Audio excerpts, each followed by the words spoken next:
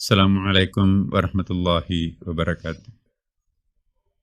Para pemirsa yang dicintai, dimuliakan, dan dirindukan Allah Subhanahu wa Ta'ala, kembali kita berjumpa pada kesempatan ini dengan pembahasan yang mudah-mudahan ada maknanya buat kita semua, yaitu kita akan membahas tentang bersahabat dengan kematian.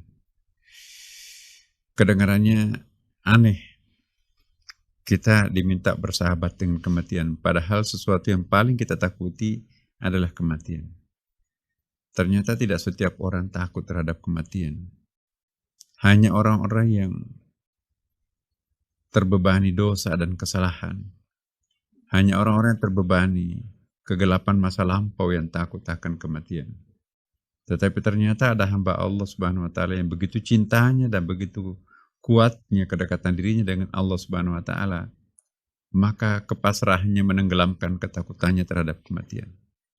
Bahkan di dalam Al-Quran itu kalau kita simak sebetulnya, ya, kematian itu adalah sesuatu yang sangat pasti. Idza jaa ajaluhum la yastakhiruna sa'atan wa la yastaqdimu. Kalau sudah kematian itu akan datang menjemput satu orang atau satu kaum, tidak bisa ditunda-tunda lagi. Bahkan Rasulullah SAW itu lebih detail lagi, tapi seringkali kita tidak mendalami hadis Nabi ini. Apa kata Rasulullah? Mutu qabla an tamutu, matilah sebelum waktunya kamu mati. Artinya apa? Kita diminta oleh Rasulullah merasakan kematian itu sebelum kita merasakan kematian yang sebenarnya. An-naumu akhul maut, kematian itu adalah saudaranya mati. Belajarlah mati sebelum mati yang sebenarnya. Makanya itu orang yang faham hadis ini, maka dia akan bersungguh-sungguh untuk melatih dirinya untuk mati ketika ia akan tidur.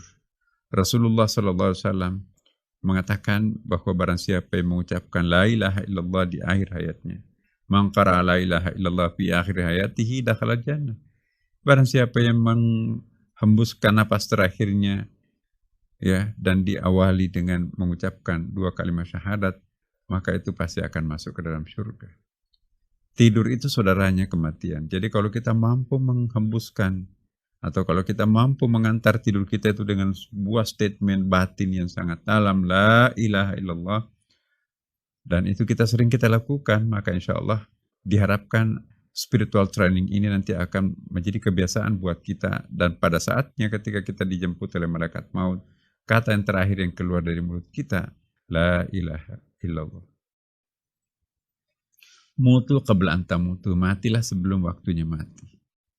Bagi para pencinta Tuhan, bagi para arifin, bagi para salikin, bagi para sufi, dan bagi para ulama karismatik, ya, mereka itu seringkali menyaksikan apa yang terjadi pasca kematian.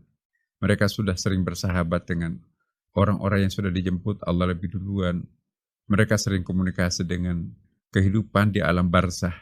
Di situ ada para nabi, di situ ada para wali, di situ ada para kekasih Allah yang lain. Mereka sudah menyaksikan pemandangan apa yang sedang dirasakan oleh kekasihnya Allah di alam barzah di sana.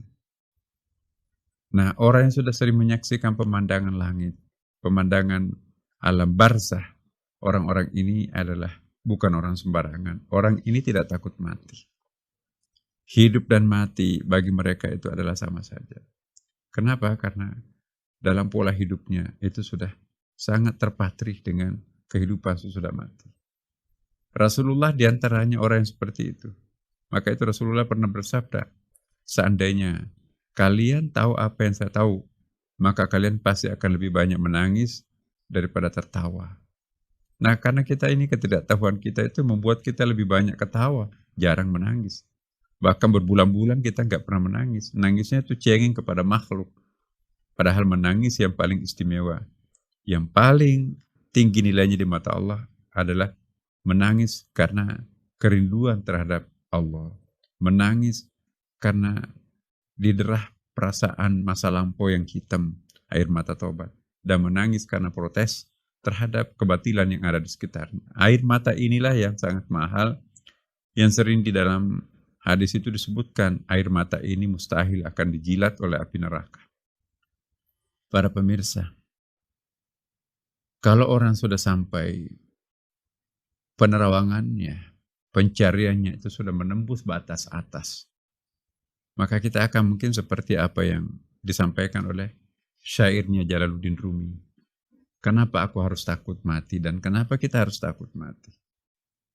Bukankah dulu kita mati sebagai mineral tumbuh-tumbuhan, lalu kita hidup sebagai tanaman? Ya. Bukankah dulu kita mati sebagai tumbuh-tumbuhan, lalu kita hidup menjadi binatang, hewan? Kenapa kita harus takut mati sebagai hewan? Bukankah dulu kita mati sebagai hewan, lalu kita hidup menjadi manusia seperti sekarang? Lalu kenapa kita harus mati sebagai manusia? Bukankah besok kita akan hidup terbang di sela-sela para malaikat? Artinya sudah malaikat. Lalu kenapa kita harus mati sebagai malaikat? Bukankah nanti selanjutnya kita akan hidup bersama dengan Dia? Jadi sudah masuk menyatu dengan Sang Penciptanya. Jadi bagi orang yang luhur, bagi orang yang sudah diberikan karunia Allah untuk memandang lintas batas alam spiritual karena kebersihan masa lampaunya, istighfarnya, taubatnya sangat intensif, maka orang itu insya Allah akan bisa menyaksikan sesuatu yang sangat mengasyikkan dan memandang dunia ini sangat rendah baginya. Dan pada saat itulah dia akan sampai kepada sebuah kesimpulan seperti tadi. Jangan takut mati, karena janji Tuhan pasti akan datang dan di sana adalah lebih baik daripada di sini.